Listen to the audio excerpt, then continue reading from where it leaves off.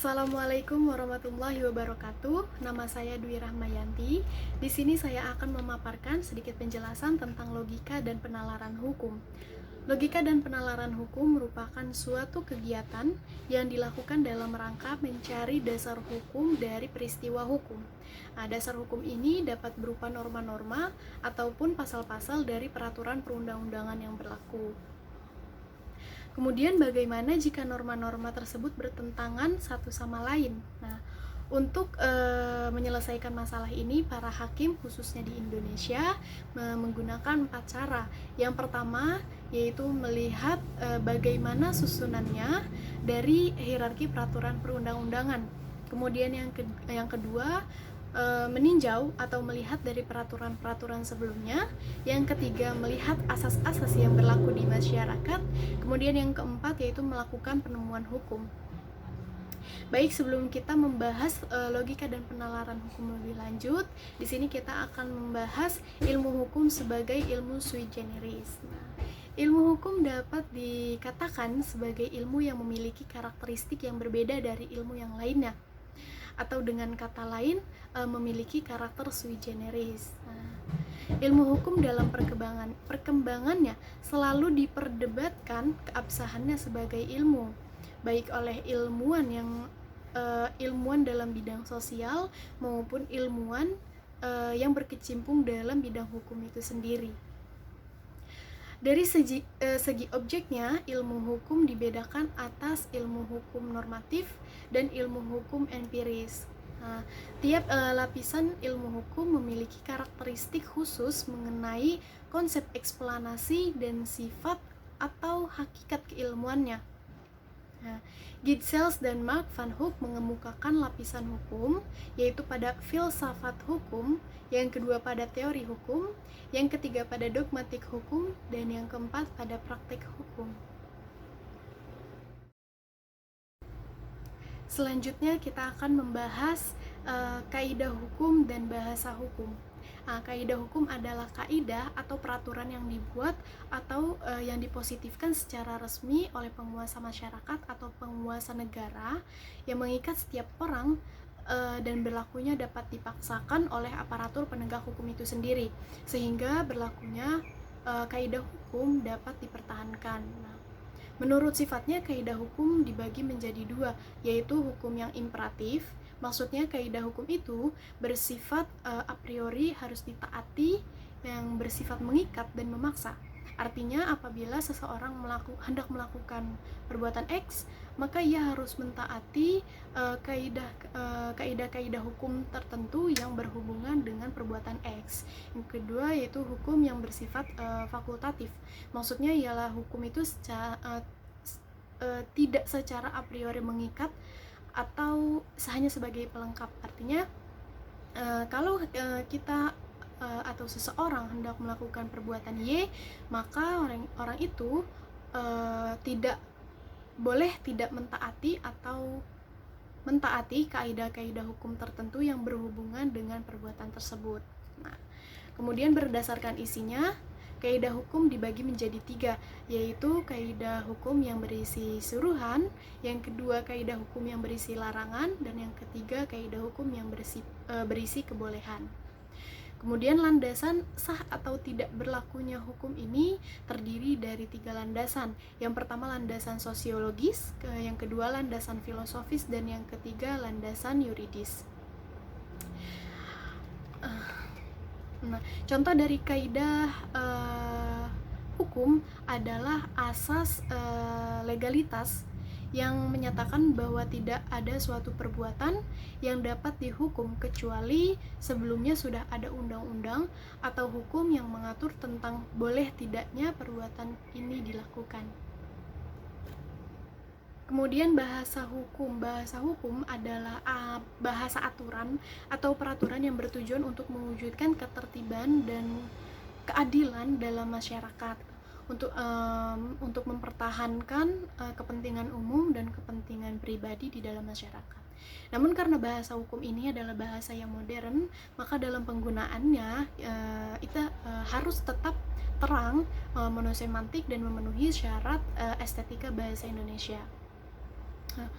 Bahasa dan hukum erat kaitannya dalam menjelaskan kehidupan manusia dalam masyarakat dan merupakan sebagian dari penjelmaan suatu kebudayaan pada suatu tempat dan waktu. Nah, bahasa dan hukum itu saling berpengaruh, saling berhubungan, bahkan dianggap sebagai penjelmaan masyarakat dan kebudayaan. Nah, sebagaimana kita ketahui, bahasa hukum merupakan salah satu cara untuk menciptakan keteraturan dan ketertiban sosial masyarakat. Nah, ketentuan hukum tersebut utamanya dirumuskan melalui bahasa, khususnya bahasa hukum. Relevansi antara bahasa dan kaidah hukum dapat tertuang dalam sebuah norma, atau lebih mendetail lagi yaitu dalam peraturan perundang-undangan. Nah, kaidah hukum yang bersifat abstrak merupakan sistem konsepsi dalam pikiran para ahli hukum yang kemudian diungkapkan atau memperoleh bentuknya melalui pernyataan-pernyataan bahasa. Ya, ini salah satunya dalam peraturan-peraturan dan keputusan-keputusan yang dipositifkan atau diberlakukan. Nah, pemositifan tersebut dalam suatu masyarakat negara ditugaskan kepada penguasa atau pemerintah yang berwenang. Selanjutnya kita akan membahas logika hukum. Logika sendiri berasal dari bahasa Latin yaitu logos, yang berarti perkataan atau sabda. Nah, logika hukum sendiri merupakan suatu jalan pemikiran tentang bagaimana suatu peraturan itu dibuat dan ditemukan dalam bentuk peraturan atau penemuan hukum. Logika hukum berfungsi sebagai suatu metode untuk meneliti kebenaran atau ketetapan dari suatu penalaran, sedangkan penalaran sendiri adalah suatu bentuk dari pemikiran. Dalam logika dan penalaran hukum terdapat beberapa prinsip dasar, yaitu yang pertama ada asas principium identitatis yang merupakan dasar dari semua asas yang ada, termasuk asas pemikiran yang lainnya, dengan rumusan bila proposisi itu benar, maka benarlah dia. Yang kedua ada asas kontradiksi, dengan rumusan tidak ada proposisi yang sekaligus benar dan salah. Yang ketiga ada asas penolakan kemungkinan ketiga, yang dengan rumusan suatu proposisi selalu dalam keadaan benar atau salah. Dan yang keempat ada asas principium rationis sufficientis, yang menyatakan bahwa hukum cukup alasan adalah hukum yang melengkapi principium identitatis. Nah, dalam menggunakan logika dan penalaran hukum terdapat dua cara berpikir, yaitu dengan metode deduksi dan metode induksi. Nah, metode induksi sendiri merupakan cara berpikir untuk menarik kesimpulan yang bersifat umum dari kasus-kasus yang bersifat individual. Artinya, cara berpikir induksi merupakan suatu yang berangkat dari kejadian-kejadian atau ketentuan-ketentuan khusus yang menghasilkan kesimpulan yang berdaya laku umum. Artinya, pernyataan ini bersifat umum. Kemudian ada metode deduksi. Metode ini merupakan cara berpikir untuk melakukan penarikan suatu kesimpulan dari pernyataan umum menjadi pernyataan khusus. Nah, penalaran deduktif ini menggunakan pola berpikir silogisme dari premis mayor dan premis minor, kemudian ditarik kesimpulan. Selanjutnya kita akan membahas penalaran hukum. Legal reasoning atau penalaran hukum adalah penalaran tentang hukum, yaitu pencarian research tentang hukum atau pencarian dasar tentang bagaimana seorang hakim memutuskan perkara atau kasus hukum. Penalaran hukum juga dapat diartikan sebagai kegiatan untuk mencari dasar hukum dari suatu peristiwa hukum dan memasukkannya ke dalam peraturan hukum. Nah, unsur-unsur dalam penalaran hukum yaitu pengertian-pengertian dasar dari semua pemikiran unsur-unsur. Nah, unsur-unsur di sini bukan merupakan unsur-unsur yang membentuk atau menyusun suatu sistem atau menyusun penalaran itu sendiri, melainkan prinsip-prinsip yang harus diketahui sebelum dilakukannya suatu penalaran. Nah, Hubungan antara konsep, proposisi, dan penalaran hukum. Nah, ketiga hal ini merupakan hal yang harus ada dalam penalaran hukum karena tidak ada proposisi tanpa pengertian dan tidak ada penalaran tanpa proposisi. Nah, artinya ketiga hal ini memiliki hubungan yang sistematis. Kemudian kita akan membahas mazhab-mazhab hukum. Terdapat 6 mazhab hukum. Yang pertama mazhab hukum alam, di mana aliran ini berpandangan bahwa setelah hukum positif yang berlaku di masyarakat yang merupakan hukum buatan manusia, masih ada hukum lain yaitu hukum yang berasal dari Tuhan. Yang kedua ada mazhab hukum positif. Nah, menurut positivisme hukum, menurut paham positivisme hukum, setiap norma harus eksis dengan alamnya yang objeknya sebagai norma yang positif serta ditegaskan dalam wujud kesepakatan kontraktual yang konkret antara warga masyarakat dan wakilnya. Nah, mazhab ini mengidentikan hukum dengan undang-undang sebagai satu-satunya sumber hukum. Aliran hukum positivisme ini dibedakan menjadi dua, yaitu aliran positivisme sosiologis yang dikembangkan oleh John Austin dan aliran positivisme yuridis. Yang ketiga ada mazhab hukum utilitarianisme. Nah, aliran hukum ini menempatkan kemanfaatan sebagai tujuan utama hukum.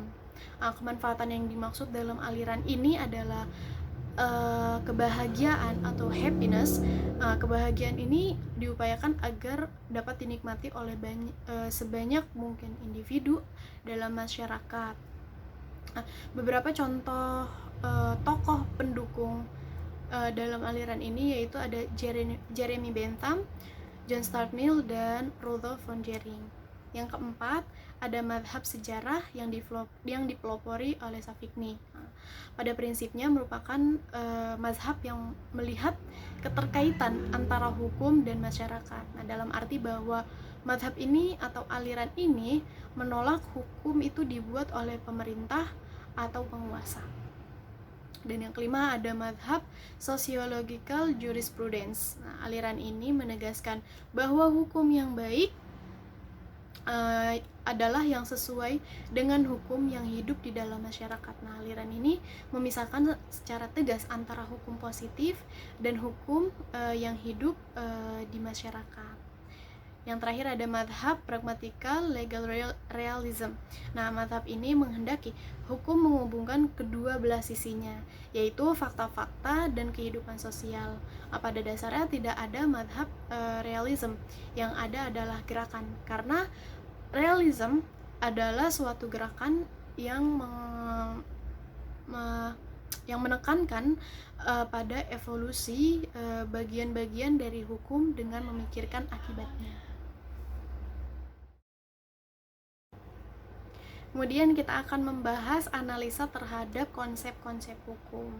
Nah, dalam kehidupan tentu masyarakat dalam menjalankan aktivitasnya tidak terlepas dari ketentuan hukum yang berlaku.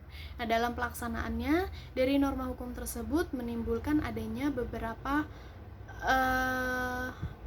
konsep hukum seperti hak, kewajiban, hubungan hukum, akibat hukum, dan tanggung jawab hukum. Nah, hak sendiri adalah suatu yang dimiliki oleh manusia untuk menjaga kesejahteraannya dan menerima atau melakukan suatu hal yang semestinya untuk dirinya sendiri. Nah, unsur hak menurut James Winnickel yaitu yang pertama ada pemilik hak, yang kedua ada ruang lingkup penerapan hak, dan yang ketiga ada pihak yang bersedia dalam penerapan hak. Kemudian ada konsep kewajiban. Nah, konsep kewajiban ini menurut Noto Nagoro adalah beban untuk memberikan suatu yang semestinya diberikan melulu oleh pihak tertentu dan tidak dapat pada pihak lain manapun, yang pada prinsipnya dapat dituntut secara paksa oleh yang berkepentingan. Sehingga kewajiban adalah suatu yang harus dilakukan seperti kewajiban warga Indonesia yang tertera dalam Undang-Undang Dasar 1945 Amandemen. Kemudian ada hubungan hukum. Hubungan hukum adalah hubungan antara dua atau lebih subjek hukum. Dalam hubungan hukum ini, hak dan kewajiban pihak yang satu berhadapan dengan hak dan kewajiban pihak yang lain. Hukum sebagai himpunan peraturan-peraturan yang mengatur hubungan sosial, memberikan suatu hak kepada subjek hukum untuk berbuat sesuatu atau menuntut sesuatu yang diwajibkan oleh hak itu. Dan terlaksananya kewenangan atau hak dan kewajiban tersebut dijamin oleh hukum. Kemudian ada akibat hukum. Menurut Suroso, akibat hukum merupakan suatu akibat dari tindakan yang dilakukan untuk memperoleh suatu akibat yang diharapkan oleh pelaku hukum. Akibat yang dimaksud ini adalah akibat yang diatur oleh hukum. Sedangkan tindakan yang dilakukan merupakan tindakan hukum, yaitu tindakan yang sesuai dengan hukum yang berlaku. Akibat hukum timbul dari adanya peristiwa hukum, perbuatan hukum, dan perbuatan melawan hukum. Yang terakhir ada konsep tanggung jawab yang dikemukakan oleh pencetus teori hukum murni, yaitu Hans Kelsen. Menurut Hans, tanggung jawab ini berkaitan erat dengan kewajiban, namun tidak identik. Kewajiban tersebut muncul karena adanya aturan hukum yang mengatur dan memberikan kewajiban kepada subjek hukum. Nah, subjek hukum yang dibebani kewajiban harus melaksanakan kewajiban tersebut sebagai perintah sebagai perintah dari aturan hukum. Nah, akibat dari tidak dilaksanakannya kewajiban maka akan menimbulkan sanksi. Baik, sekian materi logika dan penalaran hukum yang dapat saya paparkan. Kurang lebihnya mohon maaf. Wassalamualaikum warahmatullahi wabarakatuh.